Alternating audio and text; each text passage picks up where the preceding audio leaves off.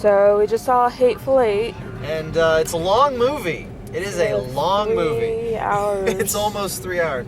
Quentin Tarantino's movies are getting a little bit indulgent at this point. Like, I recently sat through Django, and though it was a long movie, I wasn't like, oh, this needs to go. No, like, I was with it for, like, the pace it set. But for this movie, I was just like, God, did the script need to be this long? I don't know. I've heard that there's, like, an intermission version, and the intermission makes it a lot better because it, like, breaks up the movie more. Which I guess since he knew he was designing it that way makes sense, but it sucks for us who couldn't see the special screenings of the 70mm version with the overture and the intermission. I mean, one thing I did like is that he separated everything in chapters. Yeah, I haven't seen him do that since Kill Bill. I mean, granted, I haven't seen all of his movies. Let's see, this is the 8th movie. I wonder if that was a coincidence. Let's see. One was Reservoir Dogs. I didn't see that. Pulp Fiction I saw. Kill Bill I saw. And that's one movie. Even though it's like separated into two, it's one movie. I saw Inglourious Bastards, of course. And Django, and now this one. So I'm missing 3. Soon I'll have the complete set. Collect all 8. But it's a very interesting movie. It is definitely an interesting movie, worth seeing. I don't know if it's worth going to the theater to see, because it's not like, apart from some really gorgeous vistas of the Wyoming Rocky Mountain space, which are gorgeous, it's not really a spectacle kind of movie. It's more just a showcase for some really good actors to sort of bounce off each other for 2.5 hours.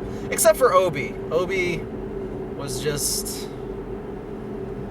Poor Obi. Obi is the coachman. He is not part of the 8. He is the extraneous 9th. And you just feel so bad for him. Cause he's the only one that isn't actually a bad person. Yeah, he wanted none of this.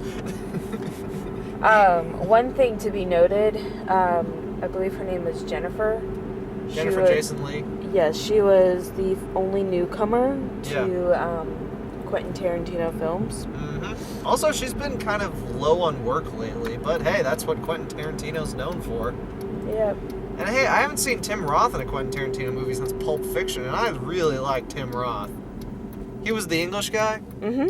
And I really liked him in that TV show Lie to Me, which was basically sort of like a cop drama, except they're a psychological institute who focuses on detecting lies. It was really interesting because they get called into crime scenes, and he'd be like, yeah, this person's lying to me, but he doesn't know what the truth is. He just knows that they're lying, and people lie all the time for, like, silly reasons. So, like, the well-written episodes were very intriguing. But anyway, back to Hateful Eight. Sorry, I got a little distracted talking about a long-canceled television show.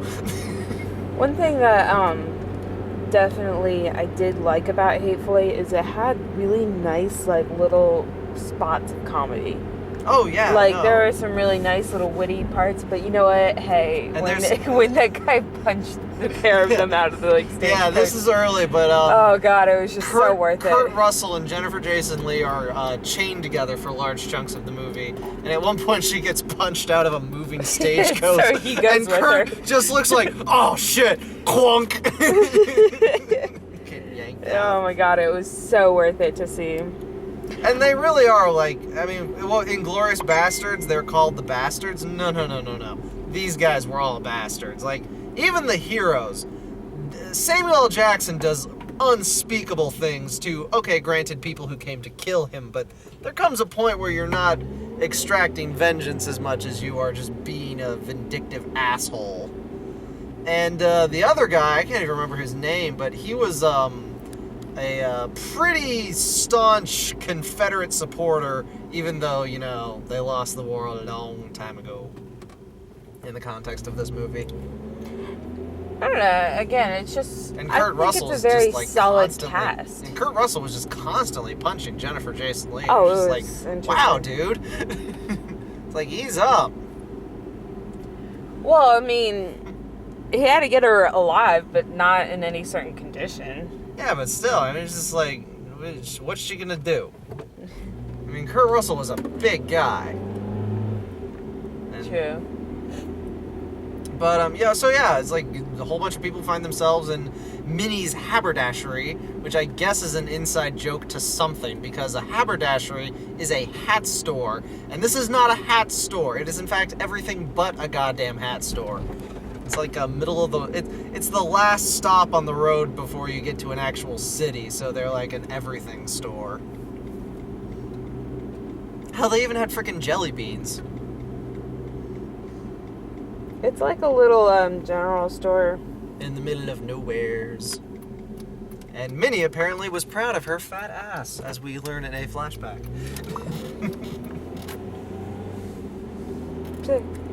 Hey, sweet Dave, say my ass is fat. Or ask me if my ass is fat. Your ass is fat. Well, ask me if it's fat. Why? Just do ask. it! But, I guess, like, most Quentin Tarantino movies kind of have, like, an underlying point to them, and I guess this one is the, the fallibility of storytelling in the days before film or the written, or before anyone, like, really wrote things down. Like, this whole movie is just people telling stories, and, it's really up to everyone in the room to figure out who's bullshitting and who's telling the truth. But, you kind of get the feeling that everyone's bullshitting a little bit. Yeah, but, I mean, I guess that's kind of the point. When you I have a bad habit of, like, believing whatever people in movies say. So I'm glad I knew that someone was lying in this movie, because I was, like, trying to catch... I still didn't catch it. But, like, I was watching for it. I'm just really bad... Because it's hard for me to accept two levels of lying. Like, actors are already lying to me, but I've accepted that lie. So I'm really bad at picking up when they're lying within the context of the lie. Because I've already bought into believing that they're lying. I don't know, is that getting a little too contemplative for 1 o'clock in the fucking morning? Yes. Yes, indeed it is. It's a solid movie. See it on Redbox, see it on Netflix whenever it gets there. Because, of course, we can't have Quentin Tarantino movies on Netflix. No, we must get exclusive access to the new Adam Sandler movies. Because everyone wanted that. Seriously, Netflix, I know you're dying for exclusive content, but really, Adam Sandler, really, you thought the Ridiculous Six was gonna be a big hit? Fucking stupid. Oh my god.